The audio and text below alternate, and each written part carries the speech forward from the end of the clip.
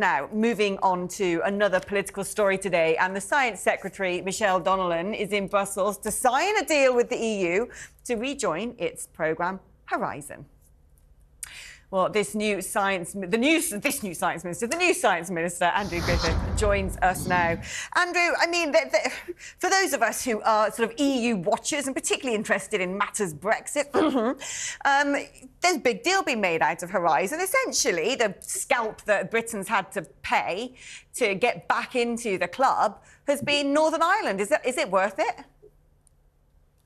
Well, I think it's absolutely, this is a good deal to get us back into Horizon. It's the biggest collaborative science programme in the UK, is a science and tech superpower. It's one of the great ways that we're contributing to a better world, but also to growing the prosperity of the UK over here. It's not just the EU.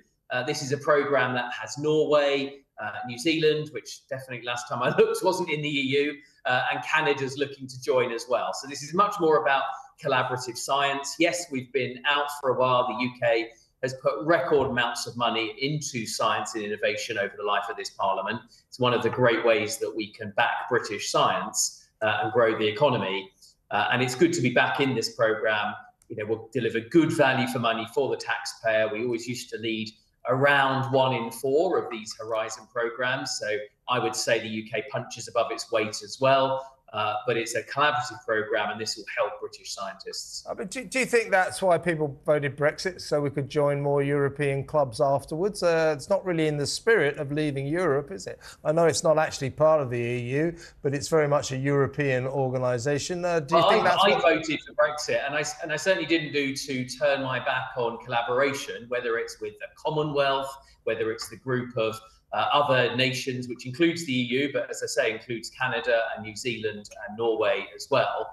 And when we look at the opportunities, how does the UK, make its way in this globally competitive world? Well, we compete on our smarts, and we have, from the life sciences to artificial intelligence to so many domains, to quantum computing. These are the big, high super growth industries that are going to see countries succeed or fail over the next decades. And the UK's got a huge amount to offer, but you don't compete by not showing up on the pitch. But one would argue, absolutely right that we're doing that. One would argue the UK's got more world top 100 universities than the EU put together, and it rather suits them that we're in the club. And like I said before, those who are students of Brexit know that the price we've had to pay is Northern Ireland. There's still no government right now in Northern Ireland. They are in a democratic crisis, and that's not being resolved. And yet some scientists in Europe get to benefit from our great universities. Is it a price worth paying?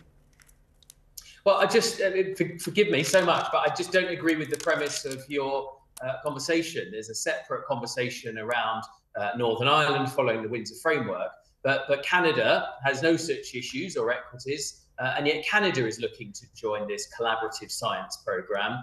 New Zealand, very much the same. The EU are very much on the record publicly saying that we couldn't be in Horizon until the Northern Ireland Protocol was sorted out in their favour.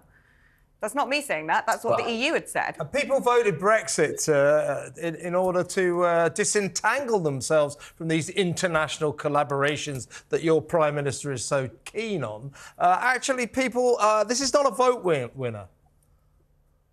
Well, I think doing the right thing is always a vote winner. And if there are ways in which we can grow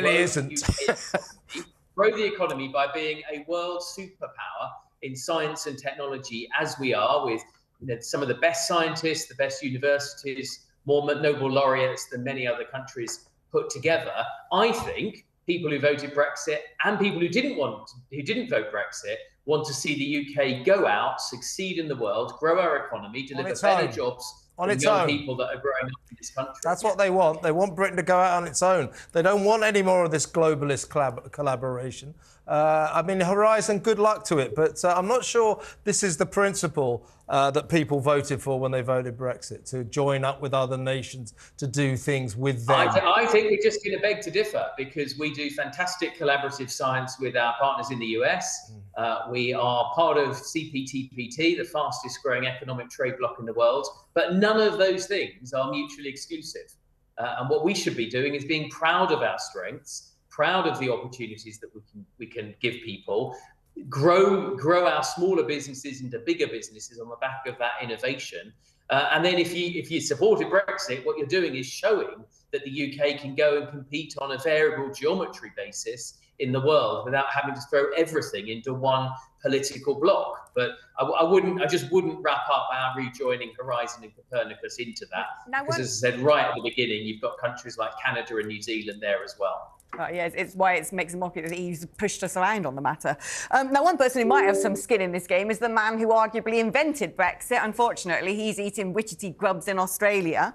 But Rishi Sunak has said about Nigel Farage, he'd be welcome to come back in the party, given that half of former Conservative voters in 2019 are now going to the party of which Farage is president. Are you worried about, when he comes out of that jungle, quite the sort of disruption he may cause to your party? The things I can control are doing a good job as the UK Science Minister, making sure we've got the backs of our scientists and entrepreneurs. The electorate make their decisions at the election, and I think the best thing that they should look at is the tough choices around the economy that this government has taken. How we're going to set out a bold future, and science and technology is a core part of that bold future. If anyone wants to come along, including Mr. Farage when he leaves the jungle, and talk about how we're going to deliver a great science and technology superpower, then he's very, very happy to sit down and talk to him. I'm sure right now your party could probably do with a bit of his help. Thank you ever so much for joining us, Andrew Griffith. That is the new Science Minister, talking about the UK signing to rejoin Horizon.